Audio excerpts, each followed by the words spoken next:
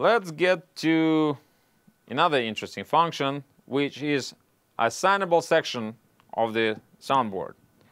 We just basically clicking view, and we can assign. We have, for example, in this case, we have assigned effect processors.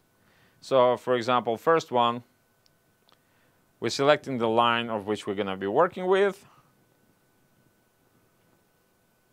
So set A is set A.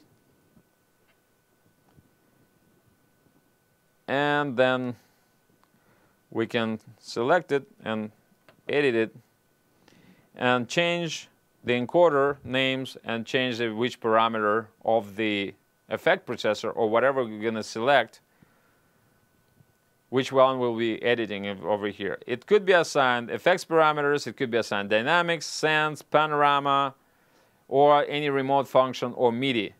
So far is by default. By default, we have assigned effect processors on the set A. And the good thing, like for example, FX3 has a delay, and we can change delay time by turning this knob, or we can basically top tempo with this knob and select whatever speed of delay we want to change. Here we have on the effects 4, I believe it's something like chorus or flanger, which we can change here as well. Next settings will be dynamic controls, basically pre-assigned over here, as we can see, and we can change dynamic control ratios as well. So pretty much really whatever you're using most of the time could be accessed. You can reassign everything and could access really easy. Another good thing, we have a Talkback section, which we can access from here. And Talkback section allows us to use the microphone. So for example, here if I push and hold it, so far the built-in microphone can send the signal or my speech so far to the desired buses, which are not activated as of right now, but I can send it to 16 mix sends. So basically it's the buses, so whatever you're using, monitors or whatever, so I can select separately or whatever I wish in this case. And another thing, in addition to this microphone, it has that additional input, which allows me to plug in another microphone if I don't like the inboard microphone. So, but just talk A, it use this microphone. Talk B would use another microphone in this case.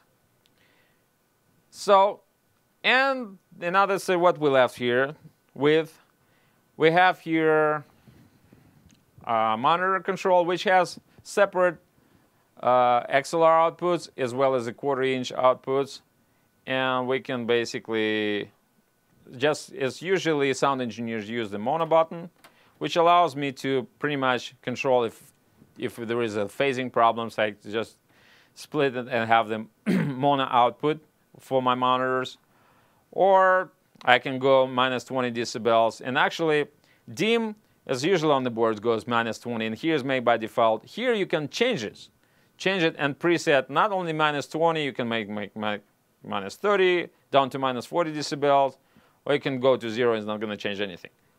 So dim control, you can go from here, or you can go from here. So another interesting thing that actually you still have controls for delay for the alignment of the speakers, and as well as the solo controls for each board. So for example, solo could be changed if it's going to follow the selection, or it's going to change, go solo for after fader, before fader, mix bus solo, DCA solo, whatever you can assign.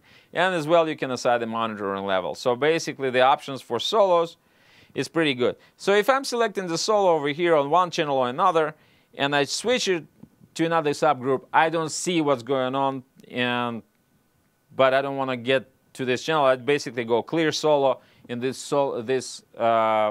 functions are deselected automatically. So I would be able to access immediately to any channel without switching through the groups of faders. And one more thing, that's the monitors. A monitor for headphone output, which is absolutely kind of, at some point it's funny, sometimes it's cute, sometimes it's ridiculous. We have two handles. And that's where they put the, in handles, they put the headphone outputs, which could be really nice and unobtrusive, but the problem is that usually on the headphones you're using a little adapter from 1/8 of an inch to the 1/4 inch, and if it's not with the screw-on adapter, that will definitely stay in here. So, and if you have too thick of the fingers, it will be pretty hard to pull it out. So you will be using that at your own risk. But concerning the connectors are really good quality. They're metal, so they're holding it pretty good. So if you decide to do it, it's up to you. Let's stop it.